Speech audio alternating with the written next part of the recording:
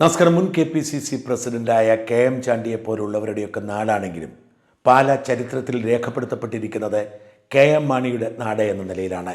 യശശരീരനായ Mani അരനൂറ്റാണ്ടിലധികം MLA ആയിരുന്നത് പാലയിൽ നിന്നാണ്, ഒരിക്കൽ പോലും തോൽവി അറിയാതെ. അത്രയും പാരമ്പര്യം മാണിക്കും കേരള കോൺഗ്രസിനും പാലായിലുണ്ട്.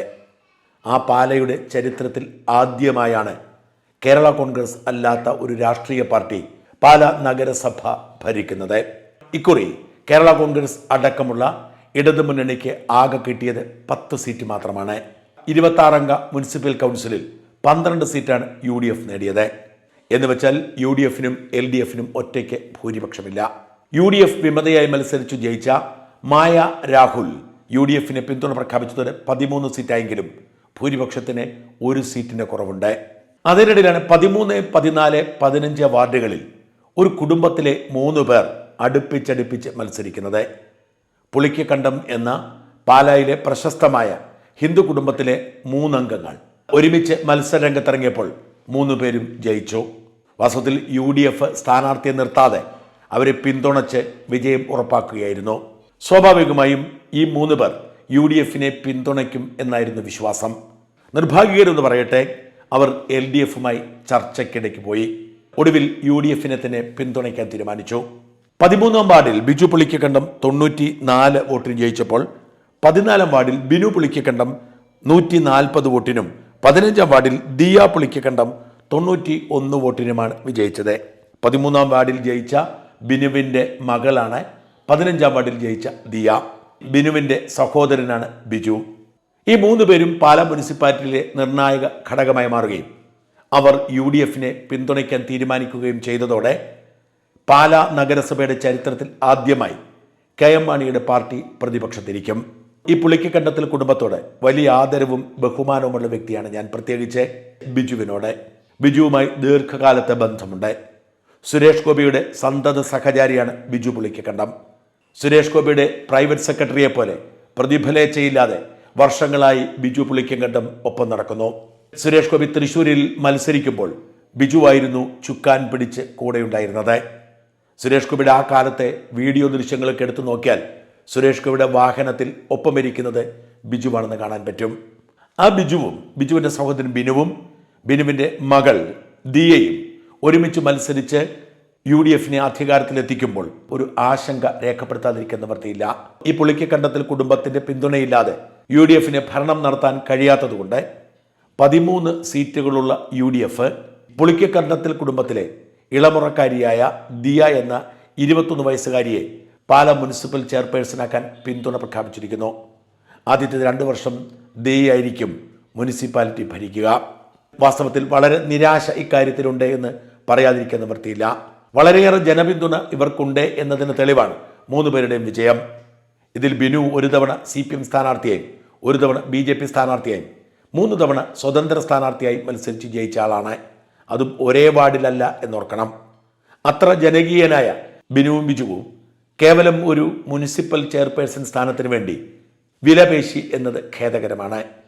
കേവലം 21 വയസ്സ് മാത്രമുള്ള കന്നി വോട്ടുകാരിയായ ഇപ്പോഴും പഠിച്ചുകൊണ്ടിരിക്കുന്ന ദയെ പാല മുനിസിപ്പാലിറ്റിയുടെ ചുമതല ഏൽപ്പിക്കുമ്പോൾ ആ ഭരണം എങ്ങനെയാവും എന്ന ആശങ്ക സാധാരണ മനുഷ്യർക്കുണ്ട്. ദിയയ്ക്ക് നാട്ടുകാർ വോട്ട് ചെയ്തത് മുനിസിപ്പൽ ചെയർമാൻ ആവാനല്ല, മുനിസിപ്പൽ കൗൺസിലർ ആവാനാണ്. ഇത്രയേറെ അധികാരമുള്ള ഒരു പദവിയിലേക്ക് ഇത്രയധികം പക്വതയില്ലാത്ത ഒരു പെൺകുട്ടി വരുമ്പോൾ നമുക്ക് ഇളമുറക്കാരിയായ മുനിസിപ്പൽ ചെയർപേഴ്സൺ എന്നൊക്കെ പറഞ്ഞ് ആഘോഷിക്കാമെങ്കിലും ഭരണകാര്യം എവിടെ വരെ എത്തും എന്നതിനെക്കുറിച്ചുള്ള ആശങ്ക ഒഴിവാക്കാനാകുമോ? തുമ്പിയെ കൊണ്ട് കല്ലെടുപ്പിക്കുന്നതിന് തുല്യമല്ലേ ദിയ മോളെ കൊണ്ട് ഈ ഭരണ ചുമതല ഏറ്റെടുപ്പിക്കുന്നത്? ഒരാളൊരു കസേരയിലിരുത്തി മറ്റു ചിലരൊക്കെ ഭരിക്കേണ്ടി വരുന്ന സാഹചര്യം ജനാധിപത്യത്തിന് ഒട്ടും ഗുണകരമല്ല. ജോയി തണങ്ങാടൻ എഴുതിയ കുറിപ്പ് ഇത്തരത്തിൽ പ്രസക്തമാണ്. ഇന്ത്യയിലെ ഏറ്റവും പ്രായം കുറഞ്ഞ മുനിസിപ്പൽ ചെയർപേഴ്സൺ ദിയ പുളിക്കക്കണ്ടം. പാലയിൽ മുനിസിപ്പൽ ചെയർപേഴ്സൺ ആരാകണമെന്ന് പുളിക്കക്കണ്ടം കുടുംബം തീരുമാനിച്ചു.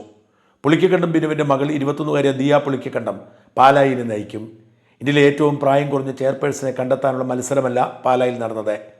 അവിടുത്തെ നഗരത്തിലെ ഓരോ വഴിയും ഓരോ വീടും ഓരോ കുടുംബവും സ്വപ്നം കാണുന്ന വികസന പാത യാഥാർത്ഥ്യമാക്കാൻ നോക്കി നടത്താൻ കഴിവും പ്രാപ്തിയുമുള്ള ഒരു ഭരണാധികാരിയാണ് അവർക്ക് വേണ്ടത്. ആര്യ എന്ന ലോകത്തെ ഏറ്റവും പ്രായം കുറഞ്ഞ മേയർ തിരുവനന്തപുരം കോർപ്പറേഷനെ എത്ര കൊല്ലം പിന്നോട്ടടിച്ചു, എന്തൊക്കെ കാണിച്ചു കൂട്ടി എന്ന് മാത്രം ഓർത്താൽ മതി. പറഞ്ഞു വന്നത്, സ്വന്തം കാര്യം പോലും നോക്കി നടത്താൻ പക്വതയില്ലാത്ത ഒരു കുട്ടി എങ്ങനെയാണ് ഒരു മുനിസിപ്പാലിറ്റിയിലെ കാര്യങ്ങൾ നോക്കി നടത്തുന്നത്? മകളെ മുന്നിൽ നിർത്തി പുളിക്കക്കണ്ട സഹോദരന്മാർ ഭരിക്കും എന്നൊക്കെ പറയുന്നത് എത്ര മോശമാണല്ലേ. ദിയയ്ക്ക് 21 വയസ്സിന് അനുഭവമേ ഉള്ളൂ. പക്ഷെ ദിയയെ ഭരിക്കാൻ ഈ തെരഞ്ഞെടുത്ത ജനങ്ങൾക്ക് 21 വർഷം, 41 വർഷം, 61 വർഷം അനുഭവങ്ങളുണ്ട്. അവരെ കേൾക്കണം, പിഴവുകളിൽ നിന്ന് പഠിക്കണം, മുന്നോട്ട് പോകണം, നഗരത്തെ മാറ്റം കൊണ്ട് നിറയ്ക്കണം. 21 വയസ്സിൽ പലരും സ്വപ്നം കാണുന്ന സമയമാണ്. പക്ഷെ പാലായിലെ നഗരസഭാ അധ്യക്ഷ ആ സ്വപ്നം നയിക്കാൻ ഉത്തരവാദിത്വം ഏറ്റെടുത്തു. അതുതന്നെ ധൈര്യത്തിന് തെളിവ്. പക്ഷെ നമുക്ക് യാഥാർത്ഥ്യം പറയാം, ധൈര്യത്തോടൊപ്പം പരിചയവും സാങ്കേതിക അറിവും ഭരണപുരോഗതിയുടെ ലാളിത്യവും ആവശ്യമാണ്. ഒന്ന്, അനുഭവക്കുറവ്. ഭരണകാര്യങ്ങൾ, നിയമനിർമ്മാണം, പൊതുപ്രവർത്തനം എന്നിവയിൽ ആവശ്യമായ പരിചയം കുറവാണ്. പരിചയസമ്പന്നരായ ഉദ്യോഗസ്ഥരെയും മുതിർന്നവരെയും കൈകാര്യം ചെയ്യുന്നത് ചിലപ്പോൾ ബുദ്ധിമുട്ടാകും. 2, പ്രായത്തെക്കുറിച്ചുള്ള സമൂഹത്തിന് മുൻവിധി. വളരെ ചെറുപ്പം, ഇനിയും പഠിക്കേണ്ടത് ബാക്കി എന്ന അഭിപ്രായങ്ങൾ കൊണ്ട് തീരുമാനങ്ങൾ ഗൗരവത്തിൽ എടുക്കാതിരിക്കാൻ സാധ്യത. സ്ത്രീ എന്ന നിലയിലും ചെറുപ്പമെന്ന നിലയിലും ഇരട്ട സമ്മർദ്ദം നേരിടേണ്ടി വരും.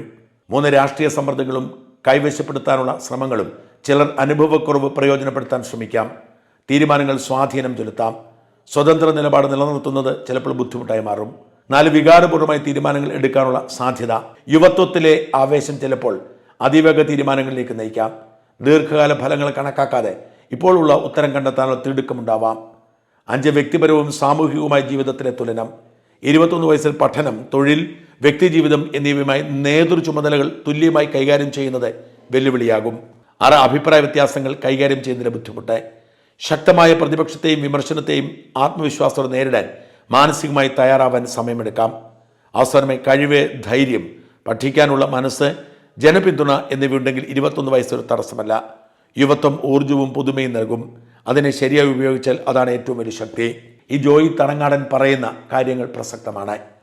21 വയസ്സിൽ സ്വന്തം കരിയർ വളർത്തിയെടുക്കാനാണ് ഏതൊരു ചെറുപ്പക്കാരനും ശ്രമിക്കേണ്ടത്. ആ സമയത്ത് പാർട്ട് ടൈമായി രാഷ്ട്രീയം കളിക്കുന്നതിൽ തെറ്റില്ല. എന്നാൽ മുഴുവൻ സമയ ഉത്തരവാദിത്തം ആവശ്യമുള്ള ഒരു നഗരസഭാ ചെയർപേഴ്സൺ പദവിയിലേക്ക് പോകുമ്പോൾ കരിയറിൽ കോംപ്രമൈസ് ചെയ്യേണ്ടി വരും.